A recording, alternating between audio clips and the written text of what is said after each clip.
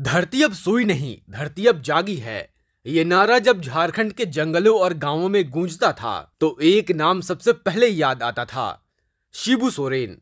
आज 4 अगस्त 2025 को दिल्ली के सर गंगा राम अस्पताल में झारखंड आंदोलन के इस योद्धा ने अंतिम सांस ली और इसके साथ ही एक युग का अंत हो गया।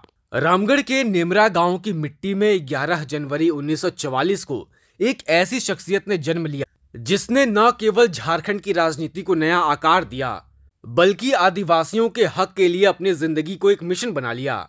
यह कहानी है शिबू सोरेन की, जिन्हें प्यार से लोग दिशोम गुरु कहते हैं। शिबू का बचपन साधारण था, मगर उनके जीवन में तूफान तब आया जब वह अभी स्कूल में पढ़ रहे थे। उनके पिता शोभरन मांझी को महाजनों के गुंडों ने निर्ममता से मार डाला। यह घटना शिबू के लिए एक टर्निंग पॉइंट थी।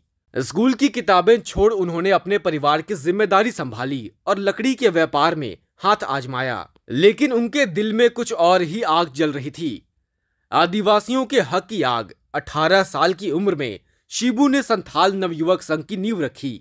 यह संगठन आदिवासियों को उनके अधिकारों के लिए जागरूक करने का पहला कदम था।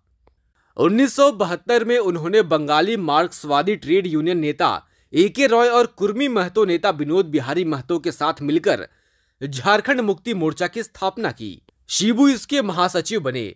जेएमएम का मकसद था आदिवासियों की जमीन को बाहरी लोगों से वापस लेना और उनके हक की लड़ाई लड़ना।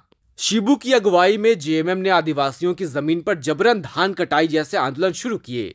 वह खुद साहूकारों और जमींदारों के खिलाफ अदालत लगाते और त्वरित न्याय करते। 1975 में शिबू ने बाहरी लोगों के खिलाफ एक अभियान चलाया जिसका मकसद गैर आदिवासियों को क्षेत्र से हटाना था।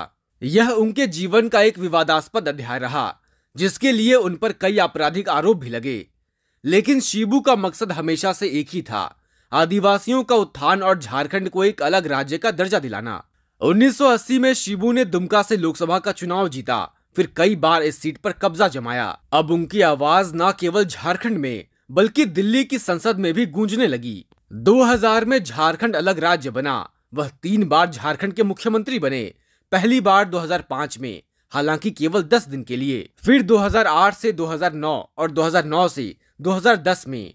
लेकिन उनकी राह आसान नहीं थी। 2004 में जब वह मनमोहन सिंह की सरकार में कोयला मंत्री बने तो चीरुडी हत्याकांड के चलते उन्हें इस्तीफा देना पड़ा। 1994 में उनके निजी सचिव शशिनाथ झा की हत्या के मामले में भी उन्हें दोषी ठहराया गया और 2006 में उम्र कैद की सजा सुनाई गई, लेकिन बाद में वह इस मामले में बरी हो गए। शिबू सोरेन का जीवन विवादों से भरा रहा। 1993 के सांसद घूस कांड में भी उनका नाम उछला, जब उन पर और जेएमएम के कुछ सांसदों पर नरसिम्हा राव सरकार को बचाने के लिए रिश्वत लेने का आरोप लगा। फिर भी शिबू सोरेन की छवि एक ऐसे नेता की रही जो आदिवासियों के लिए हर मुश्किल से टकराने को तैयार था।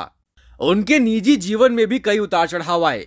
उनकी पत्नी रूपी किस्कू और उनके 3 बेटों दुर्गा, हेमंत और बसंत और बेटी अंजलि ने हमेशा उनका साथ दिया। उनके बेटे हेमंत सोरेन, जो वर्तमान में झारखंड के मुख्यमंत्री हैं, उनकी विरासत को आगे बढ़ा रहे हैं। लेकिन शिबू सोरेन की सख्ती के किस्से भी मशहूर हैं। हेमंत सोरेन ने एक बार बताया कि जब शिबू घर पर होते थे तो वह रिश्तेदारों के घर या गेस्ट हाउस में चले जाते थे, क्योंकि शिबू देर रात तक सोने, शराब पीने या अच्छा खाना खाने की इजाजत नहीं देते थे। 2020 में शिबू राज्यसभा के लिए चुने गए, लेकिन उम्र और बीमारी ने धीरे धीरे उन्हें जकड़ लिया। जून 2025 में किडनी की समस्या के चलते उन्हें दिल्ली के सर गंगा राम अस्पताल में भर्ती किया गया। उनके बेटे हेमंत और परिवार के लोग उनके साथ थे। 4 अगस्त 2025 को 81 साल की उम्र में दिशोम गुरु शिबू सोरेन ने अपनी अंतिम सांस ली।